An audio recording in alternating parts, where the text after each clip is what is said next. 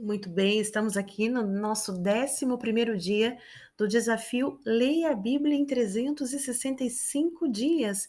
Eu sou a psicóloga Juliana Muniz e quero te convidar a prosseguir comigo aí nesse desafio de transformação e cura pela palavra de Deus. Nós estamos lendo 4 capítulos por dia. Nós estamos iniciando pelo Novo Testamento e depois nós vamos também intercalar com o Antigo Testamento, porém hoje nós vamos ler o Evangelho de Marcos, capítulo 15 e 16, e vamos iniciar a leitura do livro de Gálatas. Vamos conhecer o nosso versículo destaque do dia? Porém, antes disso, eu já quero te convidar, caso você ainda não é inscrito, se inscreva agora, já faça a sua inscrição no nosso canal agora, porque quando você começar a fazer a leitura, você vai se envolver nessas palavras tão maravilhosas e vai acabar se esquecendo. Então já inscreva no nosso canal, já curta para que essa mensagem possa alcançar um número maior de vidas, para que mais vidas possam ser transformadas. Ative o sininho de notificação para que quando nós postarmos vídeos novos aqui, você ser avisado, e compartilha esse vídeo com as pessoas que você quer que sejam transformadas, que recebam a cura e a restauração através da palavra de Deus, porque essa palavra aqui, você está acompanhando comigo, você pode ler e ouvir. Não sou eu que estou falando palavras ao vento, eu estou repetindo para você palavras de vida eterna, ok? Então você pode compartilhar à vontade, porque você não vai estar divulgando notícia falsa, você não vai estar divulgando palavras de mentira, porque a Bíblia é a verdade, é a boca do Senhor, é a boca de Deus falando conosco, ok? Então, já se inscreve e vamos conhecer o nosso versículo destaque do dia? Assim, já não sou eu quem vive, mas Cristo é quem vive em mim. E esta é a vida que vivo agora. Eu a vivo pela fé no Filho de Deus, que me amou e se deu a si mesmo por mim. Gálatas, capítulo 2, versículo 20. Esse versículo maravilhoso que gruda na nossa mente, no nosso coração, que possa germinar também aí na sua vida, onde nós possamos repetir: não sou eu quem vive, mas Cristo é quem vive em mim. Todas as vezes que eu for tomar alguma decisão, que Cristo possa me iluminar, que Cristo possa te iluminar, que você possa seguir os seus passos, tomar as suas decisões com sabedoria, guiado por Cristo Jesus, porque é Ele quem vive em você. Convide o Senhor Jesus para entrar no seu coração, caso você ainda não tenha feito isso, e permita que Ele possa viver cada dia mais no seu coração e ocupar toda a sua vida, ok? Vamos iniciar então? Marcos capítulo 15. E logo ao amanhecer, os principais dos sacerdotes, com os anciãos, os escribas e todo o sinédrio, tiveram conselho e, ligando Jesus, o levaram e entregaram a Pilatos. Pilatos lhe perguntou: Tu és o rei dos judeus? E ele, respondendo, disse-lhe: Tu o dizes. E os principais dos sacerdotes o acusavam de muitas coisas, porém ele nada respondia. E Pilatos o interrogou outra vez, dizendo: Nada respondes? Vê quantas coisas testificam contra ti. Mas Jesus nada mais respondeu, de maneira que Pilatos se maravilhava. Ora, no dia da festa, costumava soltar-lhes um preso qualquer que lhes pedissem. E havia um, chamado Barrabás, que preso com os outros amotinadores, tinha, num motim, cometido uma morte. E a multidão, dando gritos, começou a pedir que fizesse como sempre lhes tinha feito. E Pilatos lhes respondeu, dizendo: Quereis que vos solte o rei dos judeus? Porque ele bem sabia que, por inveja, os principais dos sacerdotes o tinham entregado. Mas os principais dos sacerdotes incitaram a multidão para que fosse solto antes Barrabás. E Pilatos, respondendo, lhes disse outra vez: Que quereis, pois, que faça daquele a quem chamais rei dos judeus? E eles tornaram a clamar: Crucifica-o. Mas Pilatos lhes disse: Mas que mal fez? E eles cada vez mais clamavam: Crucifica-o. Então Pilatos, querendo satisfazer a multidão, soltou-lhe Barrabás, e açoitado Jesus, o entregou para ser crucificado. E os soldados o levaram dentro à sala, que é a da audiência, e convocaram toda a corte. E vestiram-no de púrpura, e tecendo uma coroa de espinhos, lhe puseram na cabeça. E começaram a saudá-lo, dizendo: Salve, Rei dos Judeus! E feriram-no na cabeça com uma cana, e cuspiram nele. E postos de joelho, o adoraram. E havendo escarnecido, despiram-lhe a púrpura e o vestiram com as suas próprias vestes e o levaram para fora a fim de o crucificarem. E constrangeram um certo Simão Cirineu, pai de Alexandre e de Rufo, que por ali passava, vindo do campo, a que levava a cruz, a que levasse a cruz. E levaram-no ao lugar do Gólgota, que se traduz por lugar da caveira. E deram-lhe a beber vinho com mirra, mas ele não o tomou.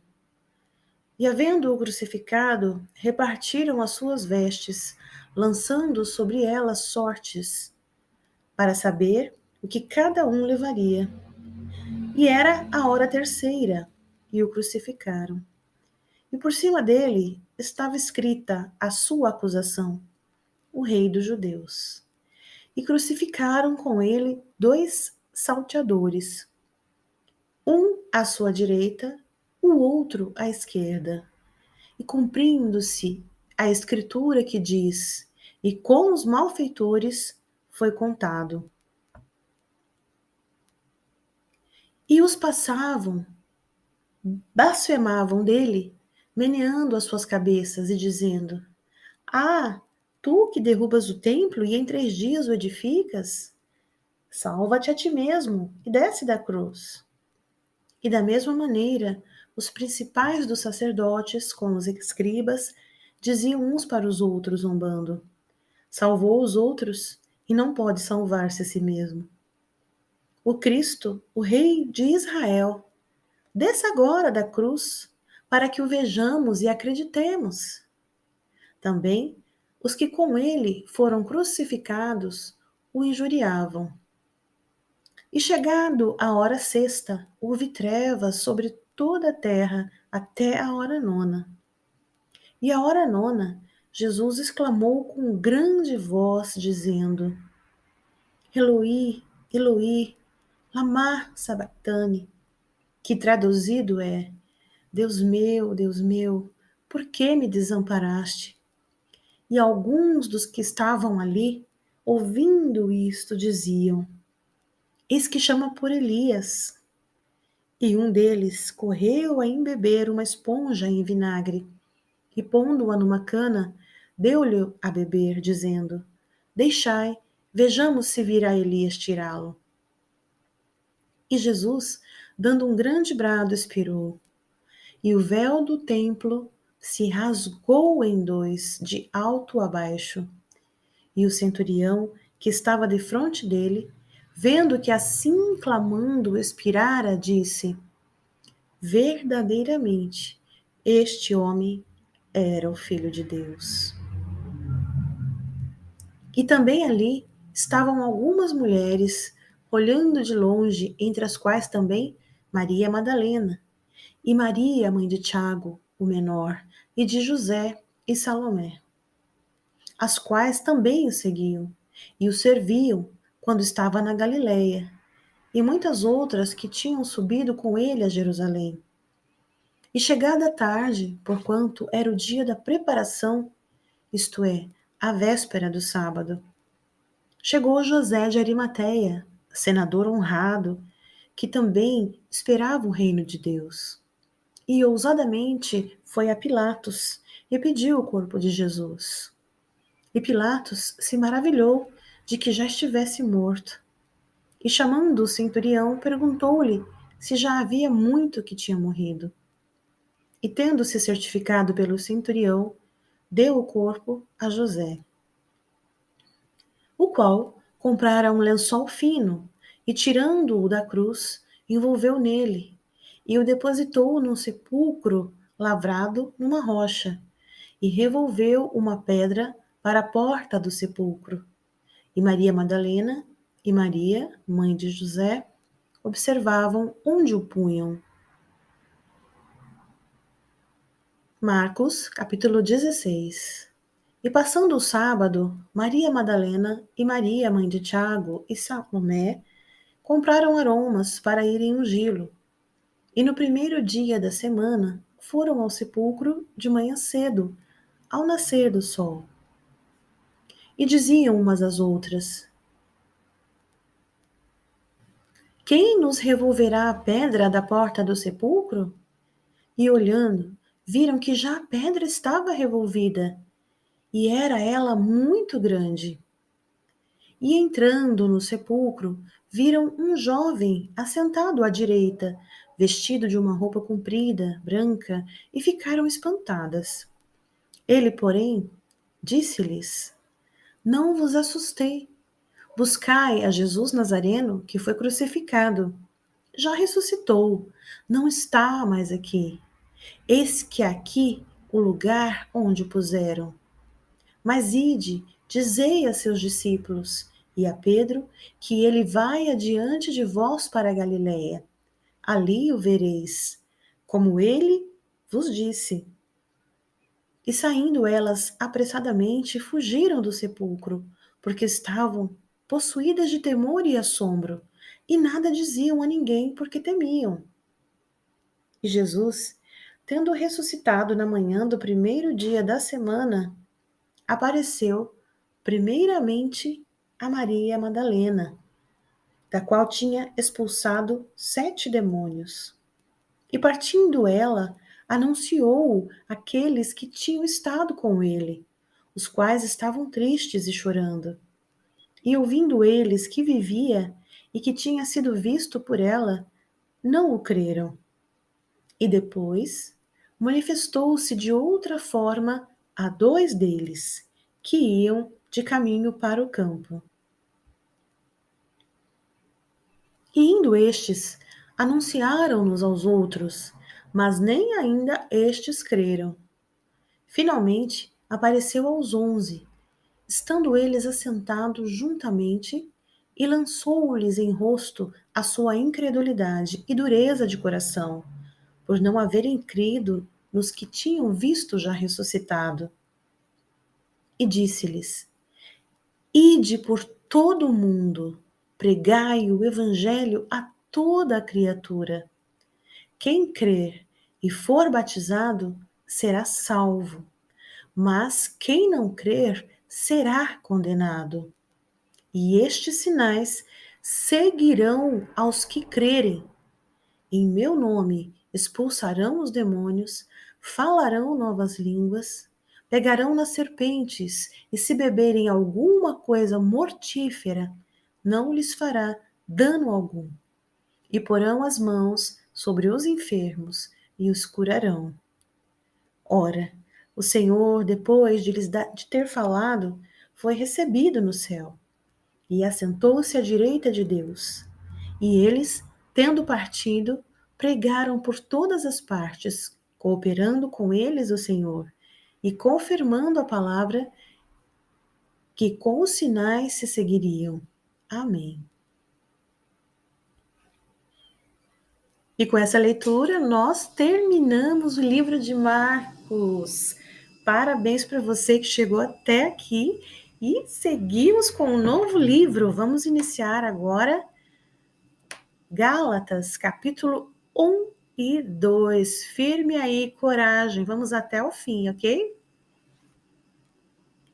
Gálatas, Capítulo 1. Paulo, apóstolo, não da parte dos homens, nem por homem algum, mas por Jesus Cristo e por Deus Pai, que o ressuscitou dentre os mortos. E todos os irmãos que estão comigo às igrejas da Galácia. Graça e paz da parte de Deus Pai e do nosso Senhor Jesus Cristo, o qual se deu a si mesmo por nossos pecados, para nos livrar do presente século mau, segundo a vontade de Deus nosso Pai, ao qual seja dada glória para todos sempre. Amém. Maravilho-me de que tão depressa passasseis daquele que vos chamou a graça de Cristo para outro evangelho, o qual não é outro, mas há alguns que vos inquietam e querem transtornar o evangelho de Cristo. Mas, ainda que nós mesmos ou um anjo do céu vos anuncie outro evangelho além do que já vos tenho anunciado, seja anátema. Assim, como já vô-lo dissemos, agora, de novo também vô-lo digo, se alguém vos anunciar outro evangelho além do que já recebestes, seja anátema. Porque persuado eu agora a homens ou a Deus? Ou procuro agradar a homens? Se estivesse ainda agradando aos homens, não seria servo de Cristo. Mas faço-vos saber, irmãos, que o evangelho que por mim foi anunciado não é segundo aos homens, porque não o recebi, nem aprendi de homem algum, mas pela revelação de Jesus Cristo. Porque já ouvistes qual foi antigamente a minha conduta no judaísmo, como sobremaneira perseguia a igreja de Deus e assolava. E na minha nação excedia em judaísmo a muitos da minha idade, sendo extremamente zeloso das tradições de meus pais. Mas, quando aprouve Deus, que desde o ventre de minha mãe me separou e me chamou pela sua graça, revelar seu Filho em mim, para que o pregasse entre os gentios, não consultei a carne nem o sangue, nem tornei a Jerusalém a ter com os que já antes de mim eram apóstolos, mas parti para a Arábia e voltei outra vez a Damasco. Depois, passados 3 anos, fui a Jerusalém para ver a Pedro e fiquei com ele 15 dias. E não vi a nenhum outro dos apóstolos, senão a Tiago, irmão do Senhor. Ora, acerca do que vos escrevo, eis que diante de Deus testifico que não minto. Depois, fui para as partes da Síria e da Cilícia, e não era conhecido de vista das igrejas da Judéia, que estavam em Cristo. Mas somente tinham ouvido dizer: aquele que já nos perseguiu anuncia agora a fé que antes destruía, e glorificavam a Deus a respeito de mim. Gálatas, capítulo 2. Depois, passados 14 anos, subi outra vez a Jerusalém com Barnabé, levando também comigo Tito. E subi por uma revelação, e lhes expus o evangelho que prego entre os gentios e particularmente aos que estavam em estima, para que de maneira alguma não corresse ou não tivesse corrido em vão. Mas nem ainda Tito, que estava comigo, sendo grego, foi constrangido a circuncidar-se. E isto por causa dos falsos irmãos que se intrometeram e secretamente entraram a espiar a nossa liberdade, que temos em Cristo Jesus, para nos porem em servidão, aos quais nem ainda por uma hora cedemos com sujeição, para que a verdade do Evangelho permanecesse entre vós. E quando aqueles que pareciam ser alguma coisa, quais tinham sido no outro tempo, não se me dá. Deus não aceita a aparência do homem. Esses, digo, que pareciam ser alguma coisa, nada me comunicaram.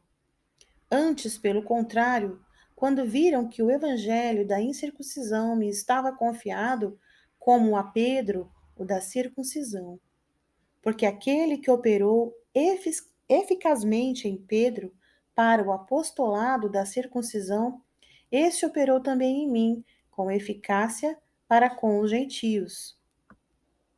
E conhecendo Tiago, Cefas e João, que eram considerados como as colunas, a graça que me havia sido dada, deram-nos as destras em comunhão comigo e com Barnabé, para que nós fôssemos aos gentios e eles à circuncisão, recomendando-nos somente que nos lembrássemos dos pobres e que também procurei fazer com diligência.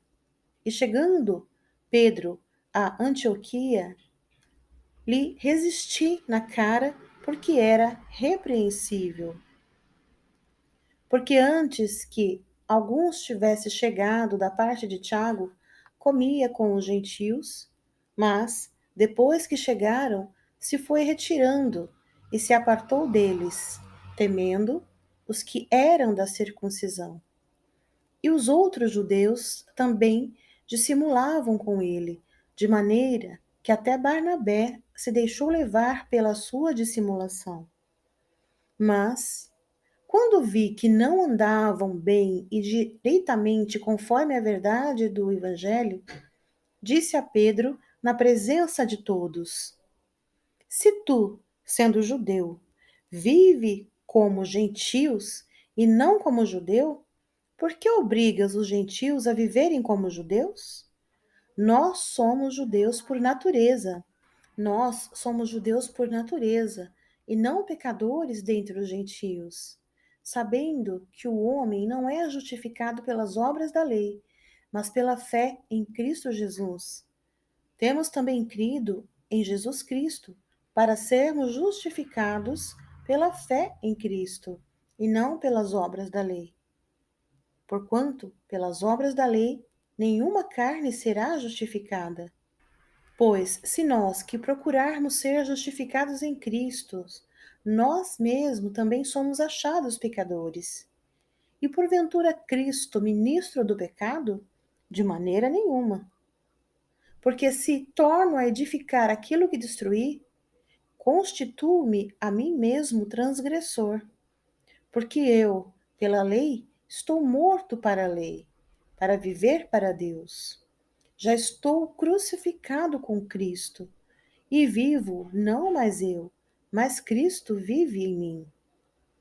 E a vida que agora vivo na carne, vivo-a pela fé do Filho de Deus, ao qual me amou e se entregou a si mesmo por mim.